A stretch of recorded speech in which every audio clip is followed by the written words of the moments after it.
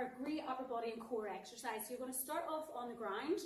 Your hands are just to the outside of your chest. You're going to push yourself up straight. Nice straight body. Pull the core muscles in nice and tight. You're going to bend your elbows so they're pointing towards the back wall, anywhere between 90 degrees and in towards your body. Inhale on the way down, and then exhale on the way up. That's it, okay? Now, so some common mistakes.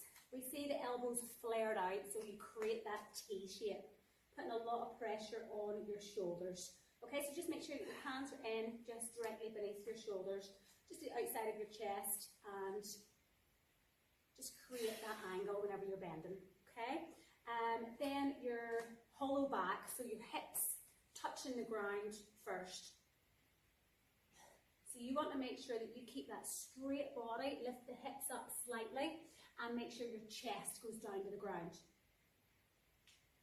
Good job, okay? So another one is shrugged shoulders and a rounded back with the head dropped down. Okay, so you've got that arched back, head down, bottom in the air. And again, you just want to try and keep a nice straight body. Everything in alignment, pulling the core in, and aiming to get the chest down level with the hands, and everything's going down at the same time. Modifications to your push-ups is to do them on your knees, your 3/4 push-ups. So if you start off again, lying on the ground, hands just to the outside of your chest, push yourself up to the fleshy part above your knees. And again, just breathe in as you go down, bending your elbows at an angle, and then exhale on the way up. The further your knees are in towards your body, the easier it'll be. Okay, again, we can do an incline push-up. So if we start from here, this could be a good starter for doing your full push-up. We just start off at a bit of an incline. So taking a step back, and again, just bending your elbows, lowering your chest down to a bench or a step. The lower that goes, the harder that'll be.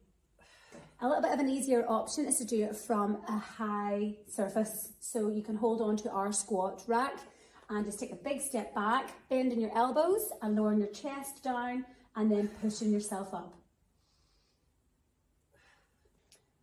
Or for complete beginners, or you're finding all those other modifications too hard, we have your wall push-up. So your hands are shoulder width apart, about shoulder height.